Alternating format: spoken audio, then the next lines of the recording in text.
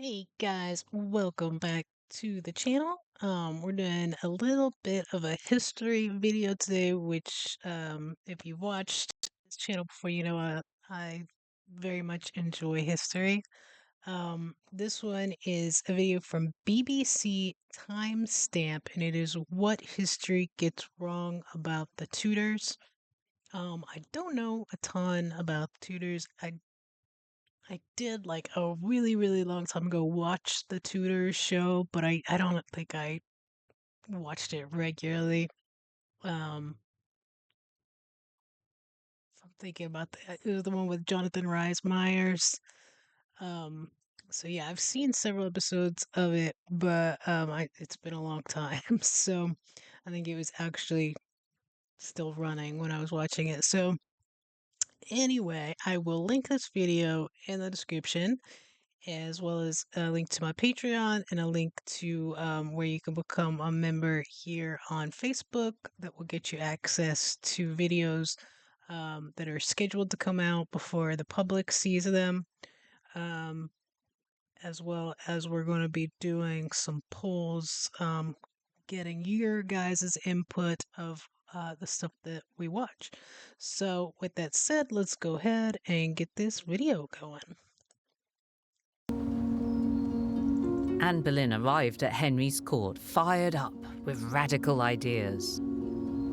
She grew up here at Hever Castle in Kent, the daughter of Lady Elizabeth Howard and an ambitious diplomat, Thomas Boleyn. Thomas secured his younger daughter a coveted position as maid of honour in the French court. And it was there that Anne was introduced to the new ideas that were Thought that was her. I love her. They run, it seems like almost constantly, some of her, it might be this, of her doing history. A lot of times it's royals and castles and stuff like that. And, I think her name's Lucy, but she's awesome. I love her.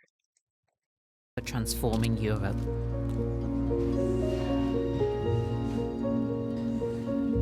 During those years, she came in contact with evangelical Protestants, people who were rethinking old verities, who were coming up with new ways of approaching everything, including faith. What were these perhaps contentious new religious ideas that Anne was picking up in France? A key one is the source of authority. So when you're making decisions about religious matters, who do you look to as the authority on that matter?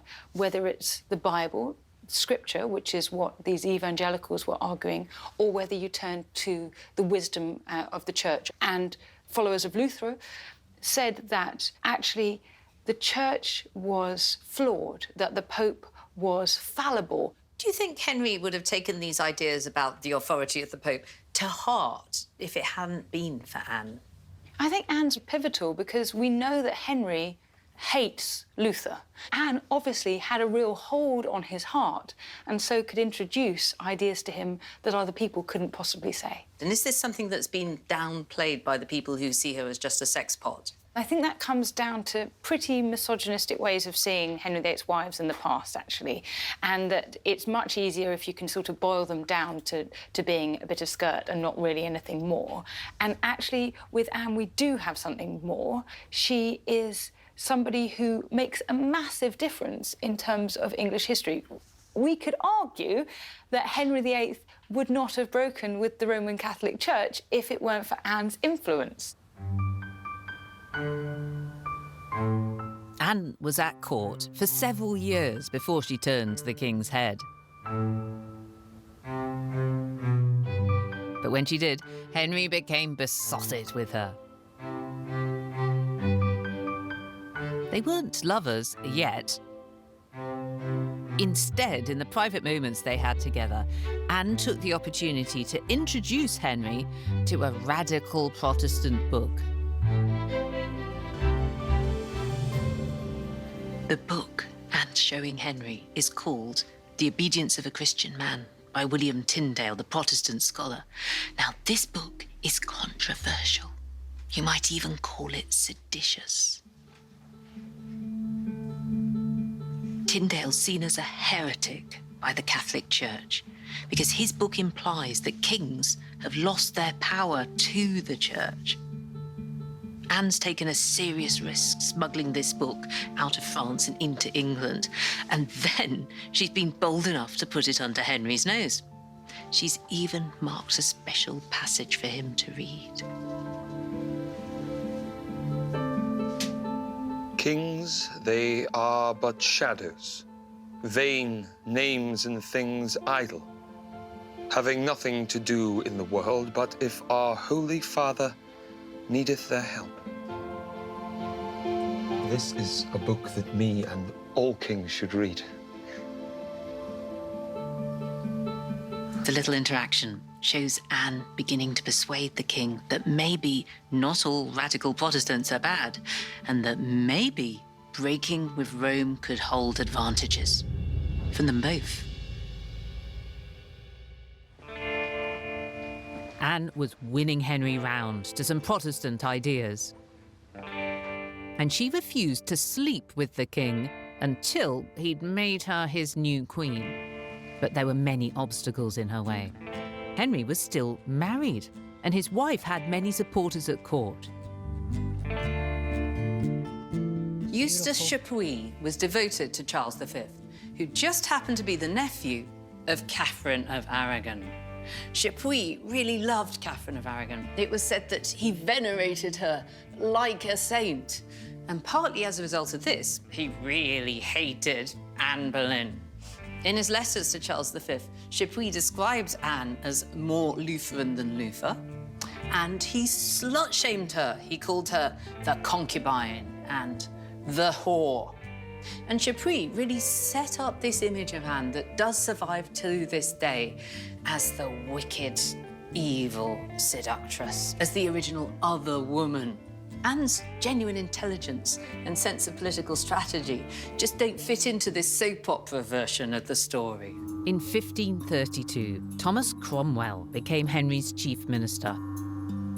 Unlike Henry, he was a radical Protestant who saw Luther as a progressive force. Let's just say this, it was the 1500s, 1532, I think, and I was thinking about that other video that we watched just about like British pubs, and even some of your all's comments that there's pubs there from the 1100s. And it's just so wild to think about, like, this was now, it's so long ago, and yet there was stuff going on. I mean, enough to have like bars and businesses back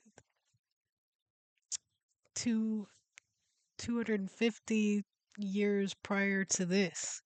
It's just crazy. I mean, it's just interesting, I think.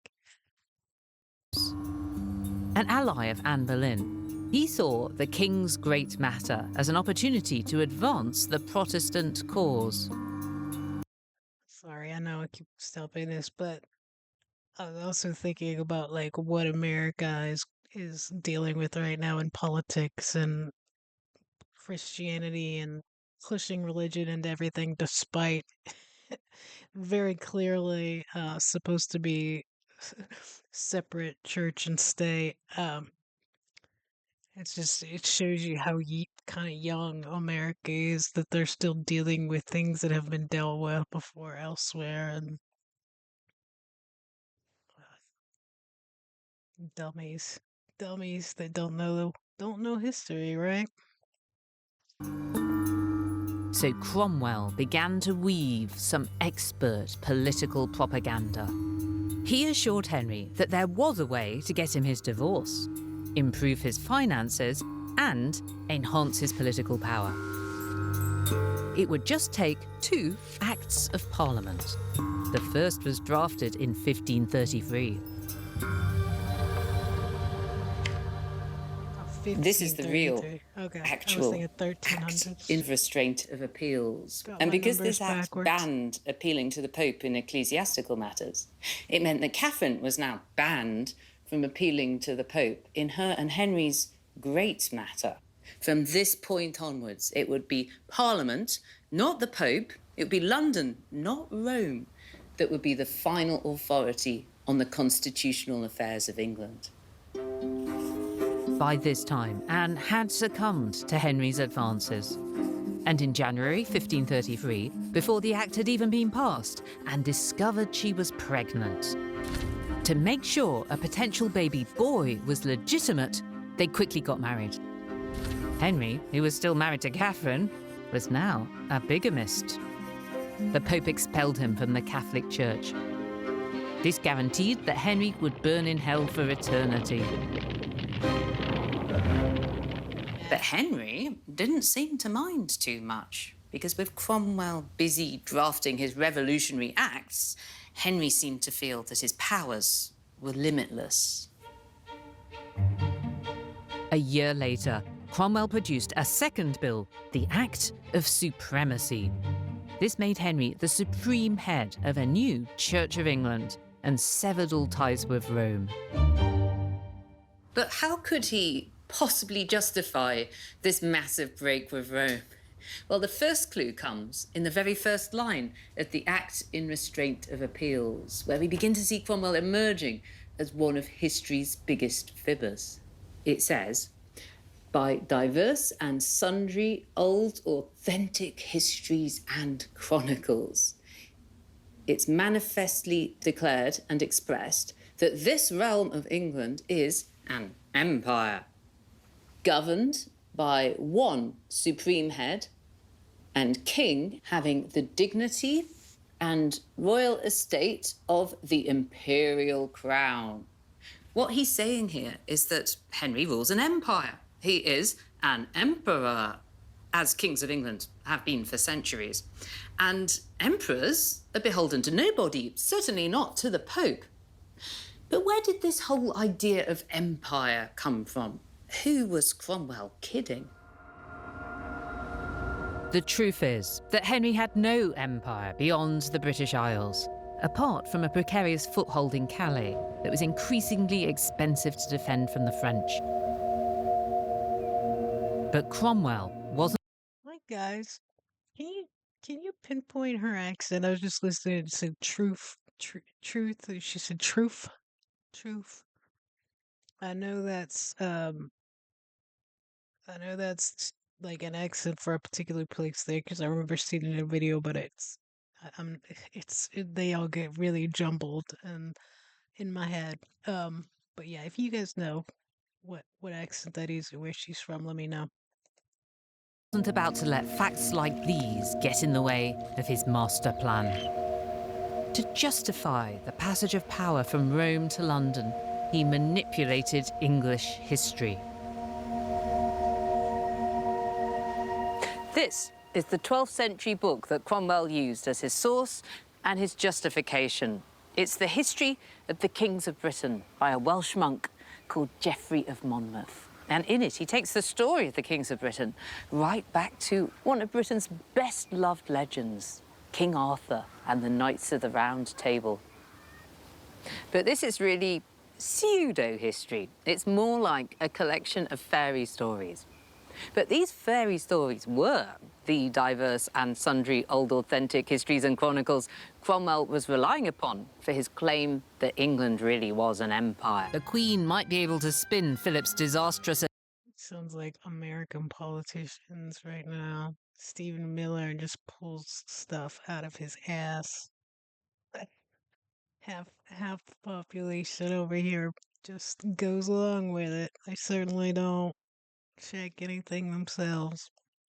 Attempt to dethrone her into an English victory, but secretly she was a long way off winning the war with Spain.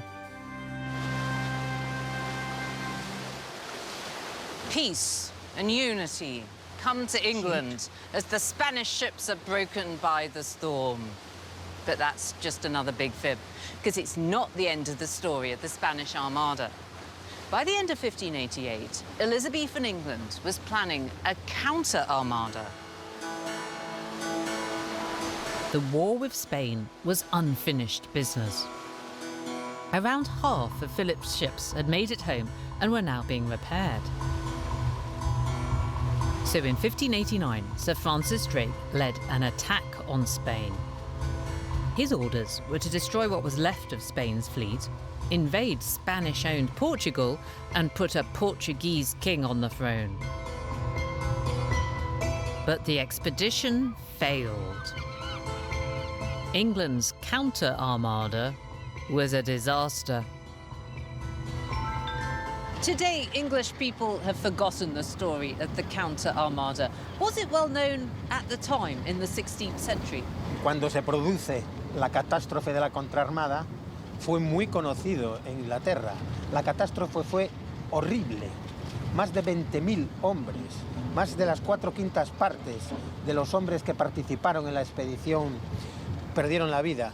Claro que fue conocido en la Inglaterra de ese momento. Sin embargo, ya ese verano de 1589, panfletos exculpatorios, propagandísticos, para ocultar la catástrofe ante los ojos de la opinión pública inglesa y de la opinión pública europea.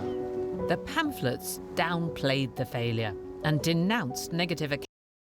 Guys, I'm so sorry to keep relating this to America right now, but this is literally what's happened. They are trying to rewrite history and take out the things that they don't like, and it is just it is wild.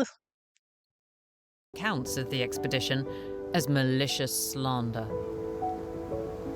Hay que saber que Inglaterra e Isabel I supieron manejar muy bien la propaganda, mucho mejor que Felipe II. Our propaganda was better, yes? Yeah, of course. Yeah. En aquella época, España era un imperio universal. El imperio inglés aún no había nacido. Que no se puede decir que Inglaterra ganó la guerra. No se puede decir que Inglaterra hundió a la Armada española. Estos son mitos creados para la forja de una identidad nacional, de un orgullo nacional. So we English people, we like to think that England beat Spain. We won, but it's not that simple, is it? No. De hecho, la Armada española volvió a España y fue reparada. La contraarmada inglesa el año siguiente sufrió una catástrofe que duplica la de la Armada española del año anterior. Y sobre eso se ha construido un relato nacionalista, mítico, inglés, totalmente intocable, sagrado. La contraarmada sería un estorbo para ese relato. La contraarmada ha desaparecido de los libros de historia ingleses por ese motivo. In November 1588, Queen Elizabeth I held a procession through London. This was her victory parade. The Queen made her way through the city to St. Paul's to give thanks. God and his chosen special monarch together had saved the day. They were the hero and the heroine at the heart of this narrative. But in reality, though, things weren't quite so heroic. Elizabeth's promise at Tilbury to reward her soldiers proved to be empty rhetoric. The war had drained Elizabeth's coffers. The sailors who fought for England were hit by disease and were still fighting for their wages. The Crown threatened prison for those slanderously suggesting that they hadn't been paid. William Cecil now rubs salt into the wound. He said, well, if the soldiers die of illness, then at least the Crown won't have to pay them. By the end of 1588, more than half of the men who'd fought in the Armada campaign were dead, and they were killed not by the Spanish, but by disease and starvation.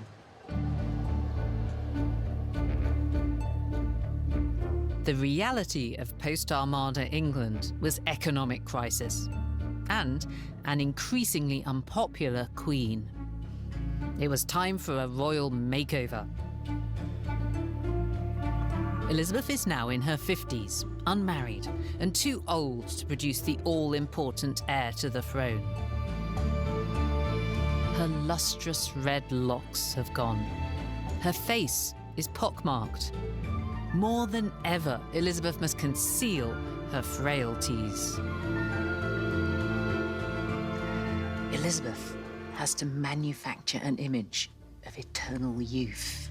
She needs to present herself as something more than merely mortal.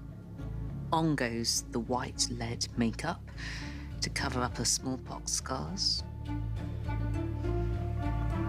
and a red wig to cover up her grey hair.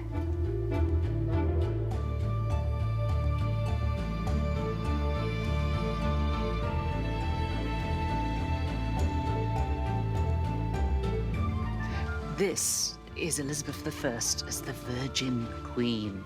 She's married, but only to her country. And this isn't just an image for her courtiers. Everyone in England will see this. It's like a Tudor profile pic. And the handle is Gloriana.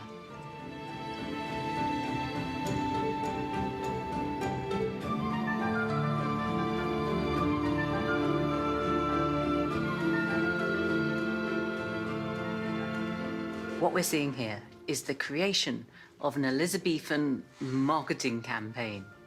Elizabeth had lots of different portraits of herself commissioned, and they were sent out across England, across Europe, and all of them were loaded with propaganda messages. They said that Queen Elizabeth I is pure, that she's powerful, that she's going to make England great again. Was that it? Well, dang, y'all, that was it. I feel like we got stopped in the middle. But that was really good. This is definitely the show that I've watched before. Not this, I don't think I've seen this particular one, but definitely with Lucy. And she's always like just in random places in costume as part of the visual of what you're seeing, which I really like. Um, yeah, I really like how she tells the history of it, and they kind of get behind it and kind of dig through it and why this was done and what the consequences of it were. Sorry if you guys were annoyed from me stopping it. Just everything in here I'm thinking about. Just the propaganda and nonsense that we've got going on, and oh, just the people that eat it up. Um, but yeah, I really, really enjoyed that video. If you guys did, hit the like button, hit subscribe if you haven't already, and comment below. Let me know, if you enjoyed this video. I certainly did. I could watch these all the time. Um, and I'm sure you'll let me know if you don't. But I try to kind of do a good mix of everything. I like doing the history videos. I like doing food videos. I like doing videos of particular places. Um, just all of it. I really like it. And then I'm getting into the rugby stuff now. I was thinking of maybe doing soccer or cricket. Because I really don't know anything about cricket. But yeah, let me know what you guys want to see in the comments. And yeah, I hope you guys have an awesome, awesome day.